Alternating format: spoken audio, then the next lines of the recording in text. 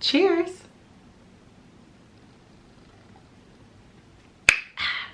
I'm forever grateful.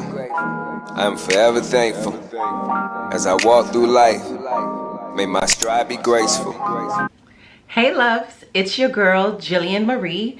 Welcome to my channel. If you are new here, please feel free to join the community, join the family, hit that subscribe button, hit that notification bell button so that you know when your girl is posting a new video. And if you are returning, hey love, hey.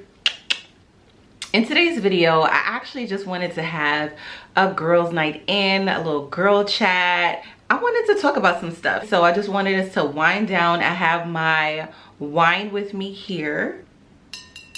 The wine that I'm going to be sipping on today is the Antigo Uno Malbec wine. Grab you a glass of wine, some tea, water, whatever it is that you like. And let's talk about some things, all right? Cheers.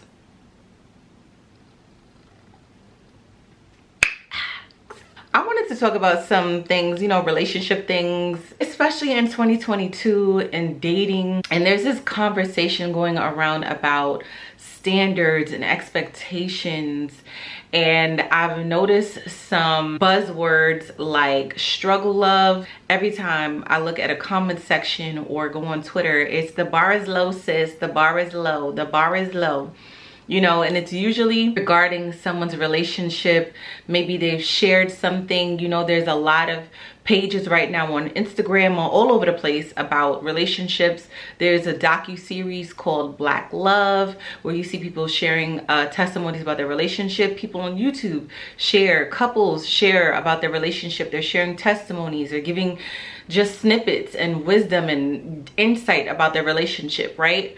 But with that comes a lot of criticism, comes a lot of backlash. And I noticed within this backlash, there is this overuse of the words struggle love and this term, the bar is low. I want to talk about that because what is the bar, right? Where is the bar? Who is setting it? What's considered high on the bar? What's considered low on the bar? Because a lot of times when I'm seeing the bar is low, to me, I just feel like there's this misuse, misguided, misunderstood perception of love. We are interchanging toxic, abusive relationships with relationships that are sharing about the growing pains in the relationship. And it may be because in 2022, women especially are terrified of being used and abused, and a lot of that fear has convoluted this idea of what love is, on top of the fact that we are nurtured in society to believe that love is this fairy tale story about boy meets girl, boy falls in love with girl,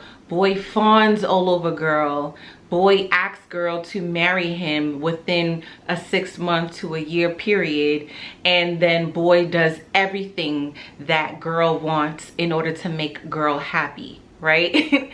And so we have this perception of what love is, and if it doesn't fit in that box, in that perception that we have, then we are labeling anything outside of that struggle love. It really feels like that. It feels like anything that is outside of this ideal of what love is, then it is quote unquote struggle love.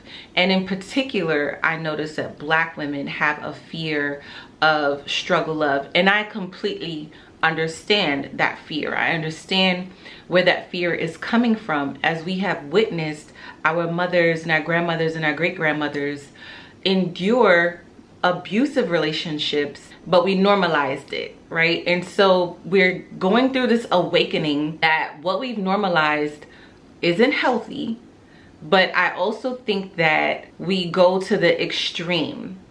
And because we have normalized this isn't healthy, that fear of going through what we've witnessed, what we've seen, what we've gone through ourselves, we're now kind of putting ourselves in a positions to not receive love or not be open to real, true, authentic love. anytime anyone has experienced something negative or traumatic, they want to experience the complete opposite of it. But we have to be careful that our perception of what love is and our expectations and our standards for love is healthy and realistic. Yes, I use the word realistic, and I know that is a trigger word for people who are out here looking for their dream relationship, dream guy. So hearing the word realistic, they automatically assume that means lowering their standards, settling, but that's not what I'm talking about. At first, wanted to talk about this when I noticed there was a backlash that had happened with this couple on social media. The husband, his name is Toby Nwigwe, and his wife's name is Fat. And he and his wife have been together now for a few years. I have been following them for a good little minute, so I can speak to what I know from the information that they shared about their relationship. It's a beautiful relationship. It's a beautiful artistry, because Toby, yes, he is a rap artist, but Fat is also his partner, and he essentially puts her in front in everything that he does, with the music, with their imagery, with the aesthetics, with anytime they do PR, any interview, anything. Toby Nwigwe literally speaks of Fat as his world. He honors her in every sense of the word. However, there was backlash when a video or their videos that they put out on YouTube resurfaced right now at the height of them being exposed more and more and more to the masses. Now, I've seen their videos where they describe essentially the genesis of their relationship and how they got to where they are now. The story is pretty much that Toby didn't like Fat when he first met her, when he first saw her. He friend zoned her. And throughout their friendship, they tried the relationship thing. Toby still didn't feel like Fat was who he wanted. She wasn't, in his mind, who he'd always imagined would be his wife. He had a particular image and a particular idea of who his wife was going to be, and Fat did not fit that. And it took him a while. He struggled with marrying his idea of what he wanted and the reality of what God wanted for him. Fat wasn't his cup of tea. And Fat describes that even though she knew that Toby couldn't see it, she knew from the time she saw him that he was the one for her. And she knew what she could bring to him, what she could do for him as a helpmeet. She saw herself as his wife. But she also had to grapple with the reality that he was rejecting her. And she had to go on her own journey of discovering who she was, what she wanted for herself, until they met in the middle and decided that they were the best thing for each other. Now, if you really want to know the whole story, you can go to their YouTube channel. I think it's called Forever Twisted, and essentially they describe their journey. Now, when I listened to the love story, I didn't feel no type of way about it. I actually thought it was really beautiful. I thought it was a beautiful story about patience, which is what love is, right? The Bible describes what love is. Love is patient, love is kind, love endures. And so this was a story of endurance, of patience, of forgiveness, of understanding where they are now. They are content, they are whole, and they have fruit. There's so much fruitfulness from this relationship, right? You cannot deny the fruit of this relationship, even if the genesis of the relationship makes you uncomfortable. And I can't say that it didn't make me uncomfortable. It did. But I also was able to have the understanding of nuances, of idiosyncrasies, of understanding that I don't know the details, ins and outs of a whole journey, and that there are growing pains when it comes to love. But the masses wasn't feeling it, especially because Toby friend-zoned Fat. I really feel like it. I feel like if this story were reversed, women would not have a problem with it. And women were the main ones who had a problem with this love story. And they were going ham. They were in the comments section diagnosing Toby, calling him a narcissist, trying to make a plea for Fat to leave a relationship that she was being used in and abused in. He was knocking her up and crippling her by impregnating her. It was just wild. Like, people were just making such wild statements. And again, the most common comment I saw was, the bar is low. Now, when I'm looking at this comment, and again, I'm looking at this relationship now for what it is, I'm seeing this fruitful in every sense of the word, emotionally, physically, aesthetically, financially, right? I'm just seeing this fruitful relationship. You can literally see the evolution of where they started till now, that they are evolving into who they were always meant to be, and that they are one. So how is that low on the bar? A relationship, a happy couple who is content and who is flourishing, but the bar is low?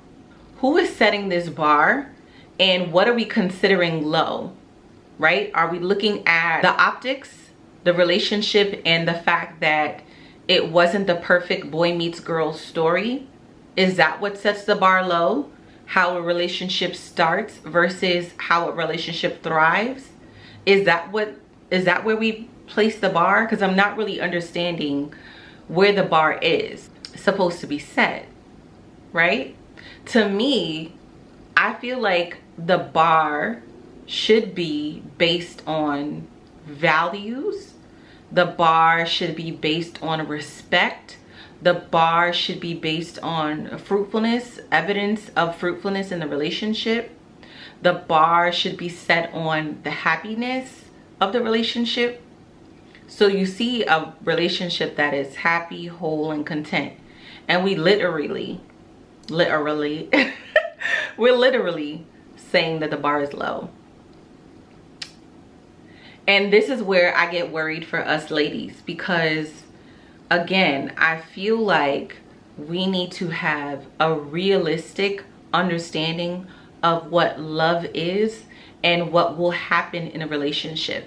And I know that a lot of women are saying that they don't want to be in a relationship, they don't want to be married if it's gonna involve hurt or pain or rejection. And that's just unrealistic, because every relationship, from familial to friendship to romantic to business, there's going to be moments of hurt, pain, rejection, miscommunication, misunderstanding. And you can have all of that without it being abusive. There is a difference between growing pains in a relationship and an abusive relationship. That's not what I'm talking about. Neglecting their partner, disrespecting their partner, violating their partner physically, mentally, emotionally, violating the commitment. We're not talking about that. Where we say things like, well, all men cheat anyway, so we might as well let him do what he needs to do, sis, as long as he's doing it respectfully. That's toxic. We're not talking about that though. But why is it always like a bite back, like a snap? I've seen women literally be dragged for doing nice things for their man. It's like, it's such a weird place we're in right now, where it's like this overemphasis that the women are the prize and that the men are supposed to just do whatever the women want. And if that's not happening, struggle love. If you're not flying me out, struggle love. If you're not doing whatever I want, the bar is low. And that's what I'm talking about in regards to realistic. Because in every relationship, there's going to be growing pains. In every relationship, there's going to be ups and downs, ebbs and flows. In every relationship, you are going to be disappointed. A relationship to me is like a mirror. And when you have a mirror in front of you, you cannot, no matter how much you want to, you cannot avoid the flaws and the discrepancies and the things about you that you just don't like seeing. That's what a relationship does.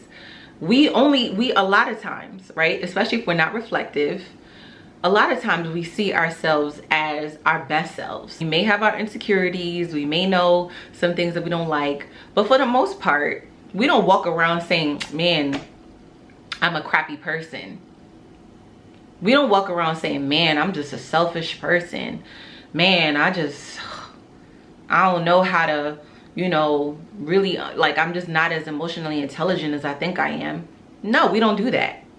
It isn't until we meet another person and we get into a relationship with that person and that person starts to rub, you know, we rub against each other and there's friction and conflict. And through the friction and conflict, we learn, oh, I'm a little selfish. I have trauma. I have issues. I have things that are there that I didn't know were there, and I get triggered. I have anger issues, or I'm more selfish than I realized, right? It's in a relationship that these things are highlighted. It's in a relationship that these things come forth. Naturally, there's going to be feelings of rejection, of hurt, of pain. But that doesn't mean that that's toxic. That's just life. And it's unrealistic to expect to have a relationship where there isn't going to be growing pains. And I just really want to speak to us ladies, because I don't want us to miss out on fruitfulness of something that can be really fruitful, because we want a perfect beginning, middle, and end. Even timelines, right? There's this demand now, or this expectation that a relationship is supposed to start, have a middle, and then boom, marriage within a certain timeline. And if it doesn't happen within that timeline, then it's not a good relationship. That's not realistic. You may meet the person that God has for you, and they are not emotionally there yet. There's still some maturing that they need to do. There's still finances that needs to be sorted out, or their vision that they have for their life still needs to be clarified. And you coming into their lives, you planted seeds that will motivate them, that might activate something within them. But maybe the relationship is just not ready to fuse and synergize together right away. And so you guys go your separate ways. Now, it is up to you what happens in the in-between when you go your separate ways. But God is sovereign, and he will work all of that out for your good. And so if you two are supposed to come back together because now is the right time and the divine time, and the things that you need to do with each other will not only impact you, but will impact other lives, that's beautiful. That's beautiful too. That's just as beautiful as the couple who met, got together, and stayed together the entire time. That's beautiful too. Life is not picture perfect. A lot of times how we get to our careers, or how we get to where we are in life, and the friendships we have, our families, those stories involve growing pains. Why wouldn't your romantic relationship also involve growing pains?